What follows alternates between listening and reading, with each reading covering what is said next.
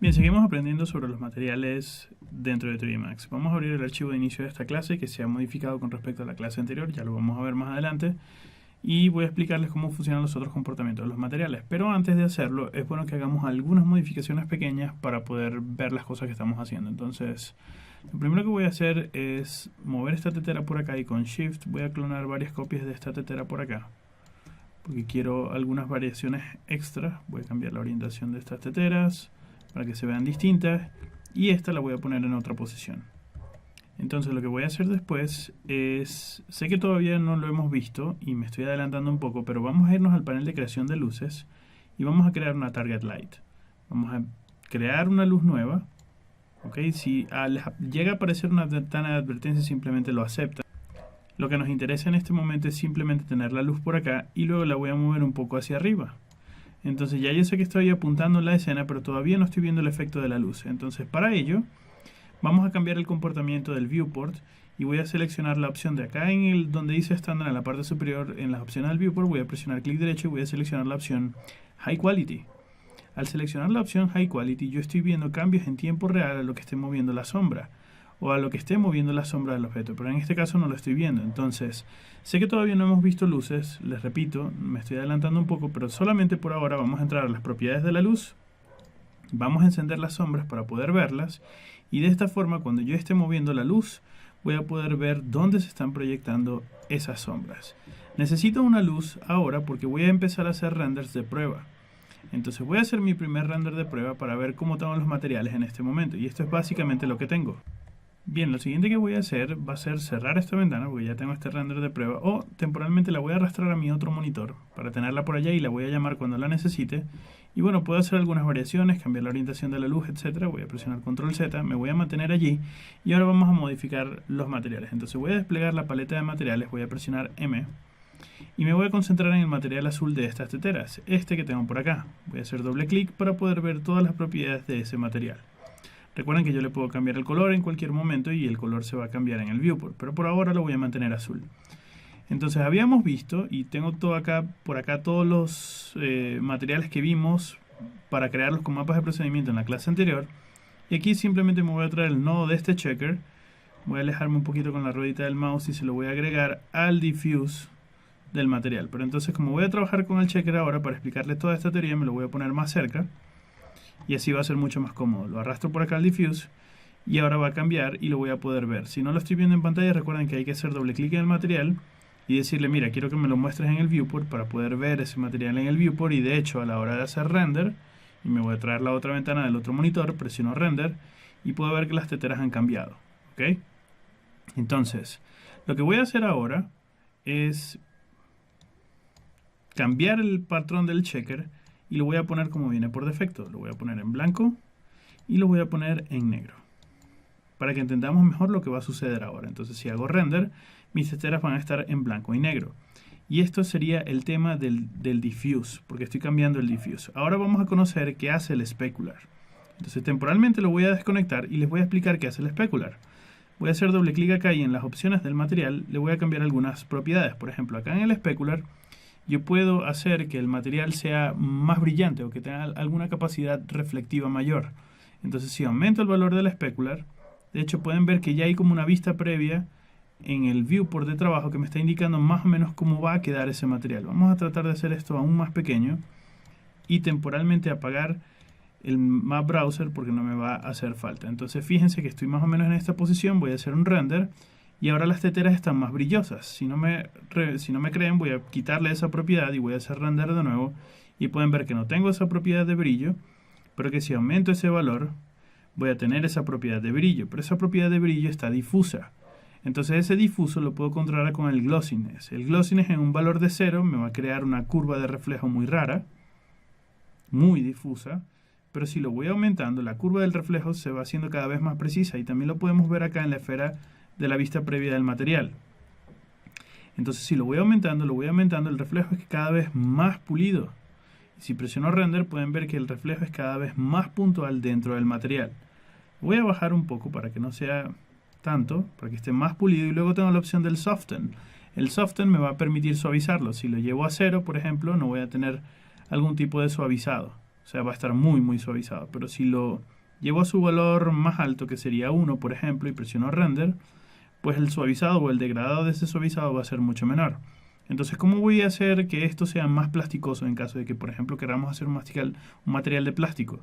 Pues simplemente vamos a hacer que el especular sea más pequeño y que sea mucho más alto.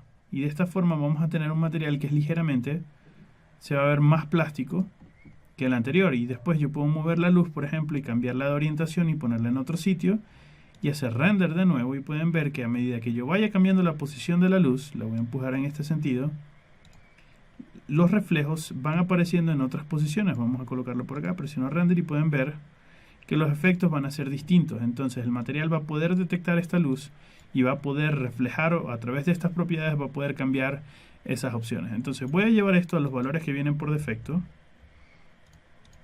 Perdón, aquí sería punto 1. Y voy a cambiar ahora esto. Entonces ya sabemos que si yo coloco este material en el diffuse, yo voy a colocar en este efecto. Voy a lograr ese efecto. Entonces les comenté cuando estábamos viendo materiales que el material o la casilla del diffuse de un material es la única que se mueve en escala de colores. Todas las demás se mueven en escala de blanco y negro. Entonces voy a tomar este mismo patrón de checker y lo voy a colocar en el color del especular. Cuando lo coloco en el color del especular, vamos a tener algún comportamiento. Tengo por acá el color del especular. Y este sería el nivel del especular. Entonces si yo subo el nivel del especular, pueden ver que el efecto solamente se está aplicando en ciertas áreas de la tetera. El mapa no se me está mostrando en el viewport, así que voy a hacer clic en el mapa y le voy a decir que se me muestre en el viewport. Y ahora en el viewport voy a tener una vista un poco más real de qué es lo que está sucediendo. Y si presiono render, pueden ver que ahora ese especular o esa capacidad de reflejo, que además también puedo definir. A ver, vamos a hacer clic por acá porque me perdí. Ok, que además también puedo definir si aumento el glossiness y hago un render. Pueden ver que lo estoy limitando únicamente al área que yo quiero afectar. Entonces vamos a reducirlo ahora para que se vuelva a ver. Y lo estoy viendo de esta manera. ¿Qué estoy haciendo con esto? Bueno, básicamente todo lo que no sea el diffuse, que ya les comenté que es el único canal del material que trabaja en escala de colores, que va a detectar todos los colores, todos los demás se van a mover en escala de negro, en escala de grises, donde negro va a ser 0% de ese efecto y donde blanco va a ser 100% de ese efecto. ¿Qué estoy logrando con esto? Que bueno, en las casillas negras, que serían estas, no se está afectando o no hay nada de estas opciones que yo estoy colocando acá del especular. ¿Ok? Si yo desconecto esto de acá y lo suelto en el aire, la tetera se va a ver completamente difusa con estas propiedades. Pero si yo asigno esto para acá y hago render, entonces estoy cambiando ese comportamiento. Lo que quiero decir con esto es que yo estoy restringiendo la visual de esos comportamientos o de estas propiedades a mi escala de blancos y de negros. Es básicamente como una máscara, como las máscaras en Photoshop, en caso de que sepan manejar Photoshop. ¿Ok? Entonces, ya entendido cómo funciona en el especular, vamos a tratar de colocarlo en otro comportamiento, como puede ser, por ejemplo, el nivel del especular. Y fíjense que voy a lograr otro efecto, y a la hora de renderizar voy a tener un efecto que a simple vista parece similar, solo que ahora en lugar de controlar todo el color del especular, que sería este color blanco, ahora solamente estoy controlando este señor que se llama Specular Level. Que pueden ver que si rompo este nodo, esta casilla aparece completamente vacía, pero si lo arrastro al Specular Level, esta casilla ahora tiene una función allí, tiene un mapa que se llama mapa 0 checker si le coloco el mouse encima, que viene a ser este mismo mapa que tengo en la paleta del material. Entonces, para entender un poco mejor cómo funciona esto, voy a bajar a las propiedades del material en el editor de propiedades y voy a seleccionar la pestaña de mapas y la voy a desplegar. Y estos son básicamente todos los mapas que yo puedo controlar de un material estándar. Y fíjense que son las mismas funciones: ambiente color, diffuse, diffuse, specular, specular, self-illumination, self-illumination. Es decir, estos mismos nodos que tengo acá los tengo como una lista desplegable de materiales donde estoy viendo si se están rigiendo por un color, ¿ok? O por un comportamiento básico, o si además ese comportamiento está siendo controlado por un mapa, bien sea una textura o un mapa de procedimientos como los que vimos en la clase anterior. Espero me estén entendiendo, esto es muy importante entenderlo. Si tienen alguna duda pueden repasar y si tienen alguna duda me pueden comentar. Entonces recordemos, diffuse es el único en escala de colores y el ambiente de color, obviamente, pero estos dos están vinculados.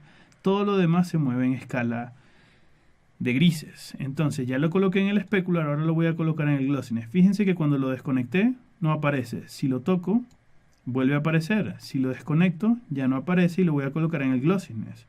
Cuando lo coloco en el glossiness voy a tener otro efecto, voy a renderizar para que lo veamos, que a simple vista parece similar, pero aquí lo que estoy controlando, y voy a subir un poquito, es el glossiness, es decir, esa difusión que yo tenía en el material para que solamente sea visible en las casillas blancas de este material. Y en este caso yo estoy utilizando el patrón del checker porque visualmente es lo más sencillo de reconocer. Luego lo voy a vincular o lo voy a combinar con algunas de estas opciones para que veamos qué combinaciones bastante interesantes podemos lograr. Entonces voy a regresar por acá, ya lo voy a desconectar del glossiness y lo voy a colocar ahora en el Self Illumination.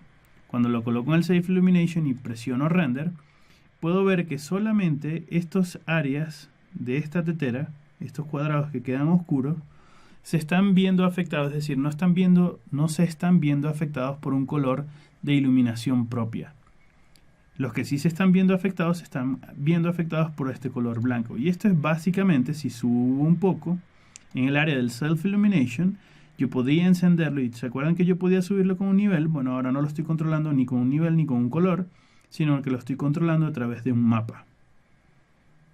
Pueden ver que aquí hay un mapa. Si yo lo desconecto, a ver, vamos a desconectarlo, ya no hay ningún mapa.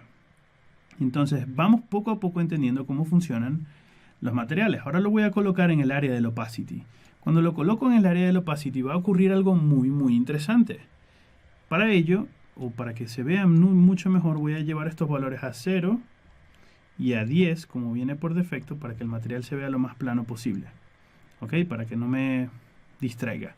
Entonces si presiono render, fíjense lo que estoy logrando ahora.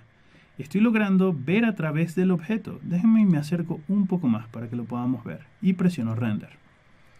Ahora yo básicamente con la opacidad le estoy diciendo que las áreas del material que son de color negro, a la hora de renderizarse, la luz pueda pasar a través de ellas.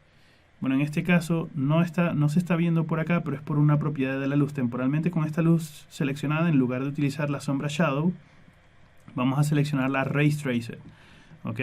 Y ahora sí, si me acerco y presiono un render temporalmente, la luz está pasando a través de estos objetos y las sombras que se están proyectando también están pasando a través de estos objetos. Y esto es porque la opacidad me está diciendo dentro del material, fíjense que no he tenido que romper la geometría, no he tenido que dañar el objeto sigue siendo un sólido, solo que a nivel de render yo estoy indicando algunas secciones o algunas partes de esta imagen se van a hacer huecas, no van a tener masa, y esas van a ser las de color negro.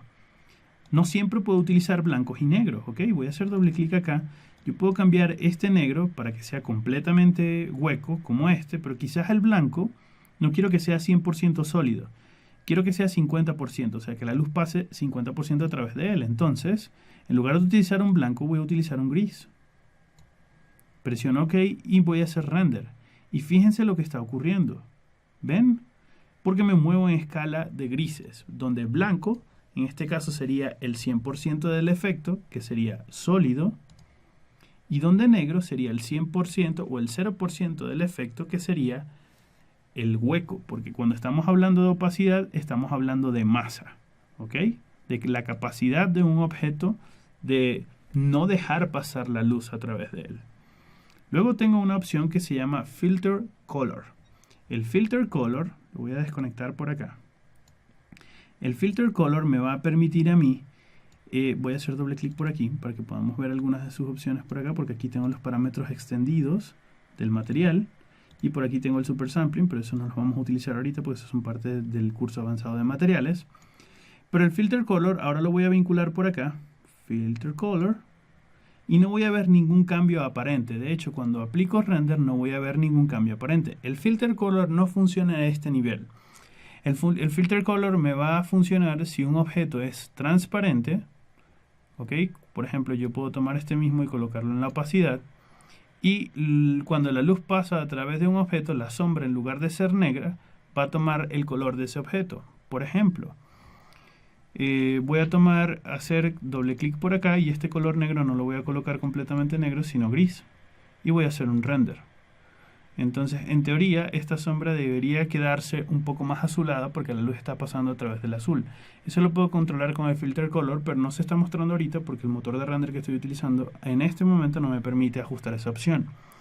Entonces, voy a regresar esto a un color negro. Voy a desconectarlo del filter color y voy a desconectarlo del opacity y ahora lo voy a colocar en el bump. El bump es otra opción bastante interesante a la hora de renderizar. El bump me permite a mí generar relieve dentro de un objeto y por defecto en los parámetros estos del bump lo vamos a controlar justo por acá abajo. Entonces voy a hacer doble clic en el material, voy a bajar y voy a ver que el bump lo tengo en un valor de 30. Si lo coloco en un valor de 2, por ejemplo, y presiono enter y renderizo, el relieve va a ser mucho más suave. Si lo coloco en un valor de 1 y presiono render, el relieve va a ser aún más suave. Y de hecho yo puedo suavizar aún más este relieve si hago doble clic en el checker y lo coloco, en lugar de ser blanco, lo coloco en un color más grisáceo y presiono render y pueden ver que el relieve es muchísimo más suave. Si quiero hacer que se vea intenso, entonces yo puedo seleccionar y cambiar el tono o la paleta de escala de grises que estoy manejando y utilizar contrastes más fuertes como blancos y negros, o utilizar ya distintos tonos de grises para generar relieves más suaves. Aquí, si lo quiero hacer más intenso, quizás el bump yo lo pueda subir a 50, presiono render y pueden ver que el relieve ahora se va a ver mucho más fuerte. Hay una diferencia notable entre 5, por ejemplo, si lo tengo en gris, a un valor de 500, por ejemplo, y presiono render, entonces el relieve va a ser mucho más fuerte. Estos relieves me van a poder permitir crear materiales un poco más complejos, quizás como la tela que tienes puesta encima. Bueno, asumiendo que tengas alguna camisa o alguna camiseta o franela puesta encima. Pero te voy a invitar y vas a hacer exactamente lo mismo que estoy haciendo. Lástima que no me pueden ver en pantalla. Pero levántate la camiseta un poco, como si te la vas a quitar y te la pones a la altura del cuello, para que puedas acercarte y ver mejor la tela. Trata de hacerlo en un sitio donde tengas mucha luz. Entonces tomas un pedazo de la camiseta, de tu camiseta, la vas a estirar un poquito y te vas a dar cuenta que la camiseta no es plana. Ella tiene un relieve adentro y además que tiene un relieve, puedes ver como algunas pelusas de algunos hilos que se están como saliendo de esa integración, de ese patrón del entramado de la tela. Ahora me voy a poner mi camiseta otra vez. Y bueno, de eso se trata más o menos el bump. Por ahora yo estoy utilizando un checker, pero en la clase que viene vamos a utilizar comportamientos un poco más complejos para hacer este tipo de cosas, ¿no? Entonces, bueno, ya entendimos cómo funciona el bump. Ahora vamos a aprender cómo funciona el reflection. Y si presiono render, puedo ver que ahora puedo entender cómo el objeto está reflejando. Yo puedo ver que este objeto refleja de cierta manera, donde el objeto va a reflejar bastantes cosas en el área blanca. Bueno, en el área gris en este caso vamos a colocarlo blanco absoluto para que lo entendamos mejor y aplico render. Y él básicamente va a reflejar en las áreas blancas y no va a reflejar en las áreas negras. Y si me voy al refraction, el refraction en teoría es la propiedad de un objeto de dejar pasar la luz. A nivel de este motor de render que se llama Scanline, que es el que viene por defecto en el 3D Max, es bastante simple y no la vamos a utilizar por ahora, pero en motores de render más complejos, que les voy a dar una pista, lo vamos a ver un poquito más adelante en este curso, sí nos vamos a dar cuenta que hay propiedades interesantes con el reflection y con el refraction. La reflexión y la refracción. Reflexión o reflection es la capacidad de reflejar. Refraction es la capacidad de un objeto que tiene masa de dejar pasar la luz a través de él, como pueden ser los cristales, por ejemplo, o algunos plásticos.